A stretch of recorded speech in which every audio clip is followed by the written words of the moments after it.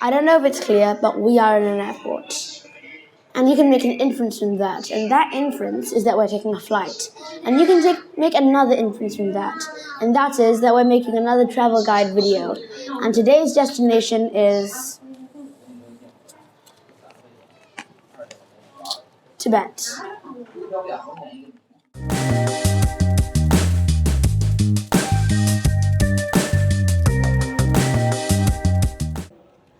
Tibet is located in the southwest region of China. It is known for its culture, high altitude, and the Himalayan mountain range, including Mount Everest, the world's tallest mountain. In this series, we will explore Tibet from Lhasa, the region's capital, all the way to EBC. So, we've landed in Tibet about an hour ago. So my first thoughts on the place. I would say personally, pretty good so far. The biggest thing bugging me though is the altitude sickness. Because if you're like young or like you haven't climbed many tall mountains, then you're probably going to be prone to altitude sickness for the probably like first few days. I personally have climbed up to like 4,000 meters. This is around 4,000 meters. 3,006. 3,006. So, yeah, I'm probably going to experience maybe a bit of altitude sickness. I think it will be manageable though.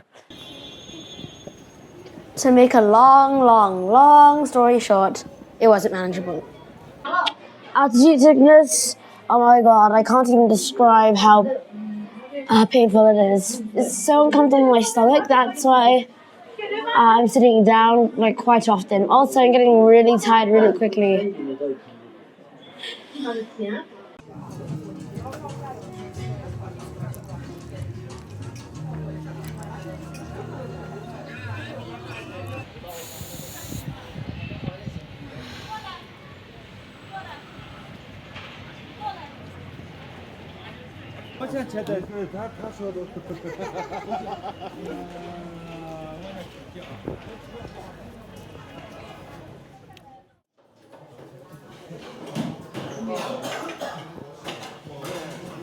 Okay, so it's the next day. We just finished breakfast.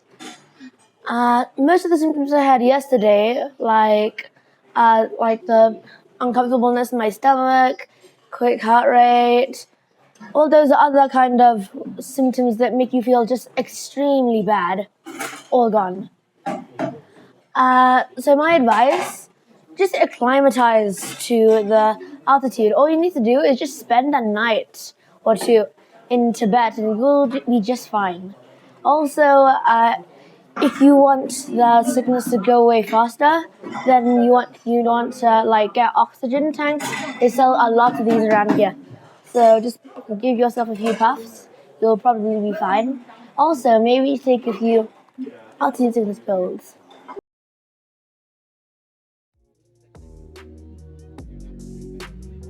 We are currently at Sera Monastery, one of the 3 great Galuh University monasteries of Tibet. Okay, so we're at the Sera Monastery. So as of now, I can see like a few stupas and the giant mountain. It's quite majestic so far, but I'm going to learn more about it eventually.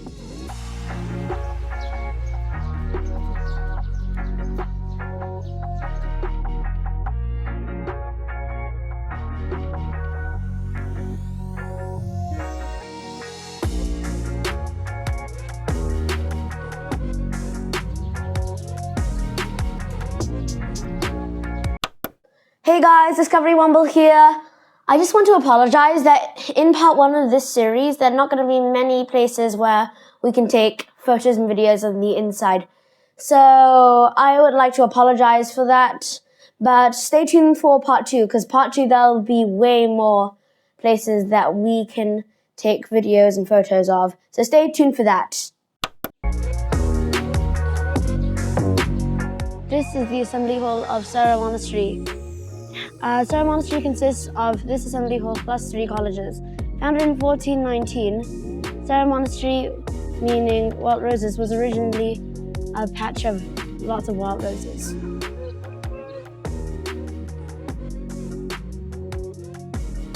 As well as seeing the assembly hall, I also got to see the monks' debate.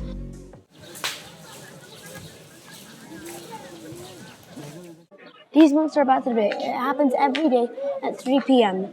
I'm really excited to watch this. Yay!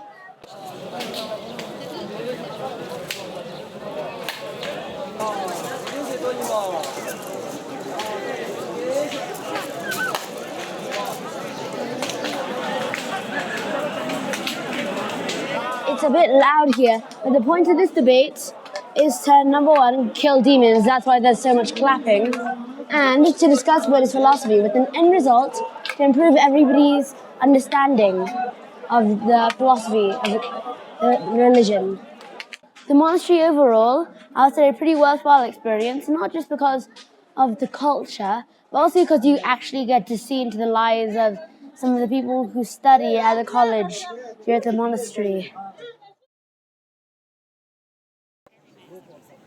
Jokhang Temple is located in Bakor Square in Lhasa.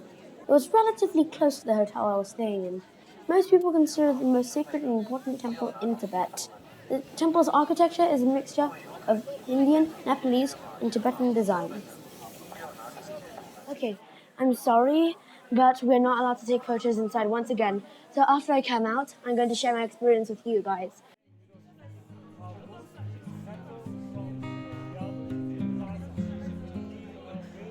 Jokhang Temple was originally commissioned in the 7th century by the king of Tibet to celebrate his marriage to 2 new brides, one of which, the Princess Wensheng of the Tang dynasty, bought 2 statues as part of her dowry, one of which was the Joa Shakyamuni that depicts the Buddha when he was 12.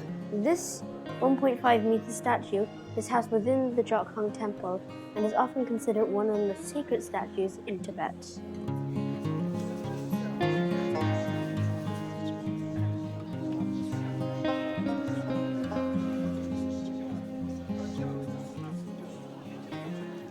So I just came out. Overall, it was a great experience. There were nice statues, murals, everything was really nice. But also, it was pretty crowded because, lots of people coming in and out.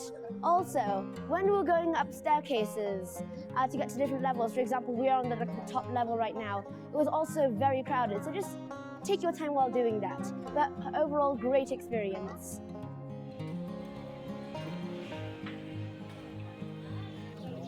Bakor Street is located outside of Jokhang Temple. It's a great place to go after you've visited. There are many different shops selling souvenirs and food all around the street. As well as this, there's also many hints of Buddhist tradition, with prayer wheels being placed in specific points outside the temple.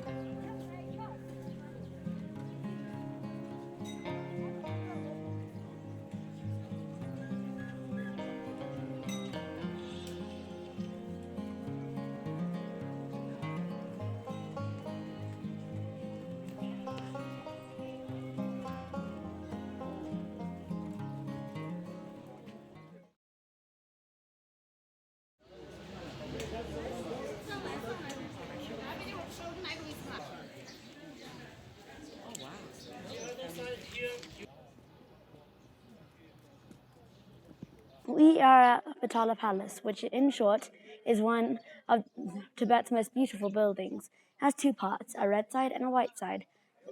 The white bit is usually associated with politics, and the red bit is usually associated with religion. The red bit is often considered one of the most beautiful buildings in the world.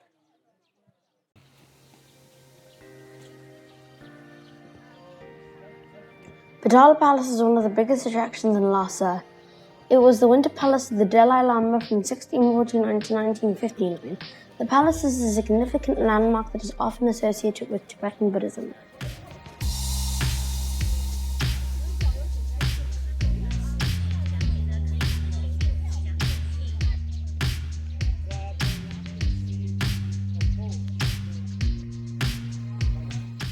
Although the palace and the view you get from the top is very breathtaking, it is also very breathtaking to get to the top.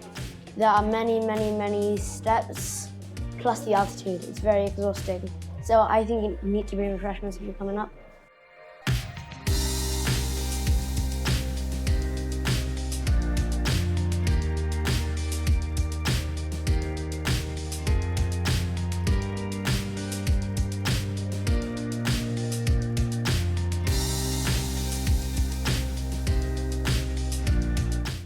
Okay, so we finally got to the top. I feel amazing actually because I got a humongous sense of achievement.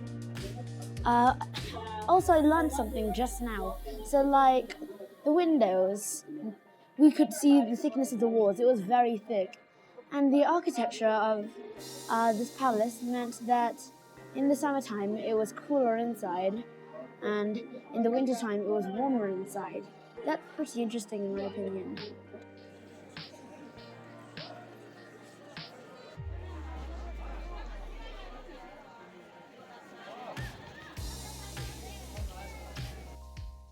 So we just came out. Sorry again. No pictures. That's a common theme for most of the places we go.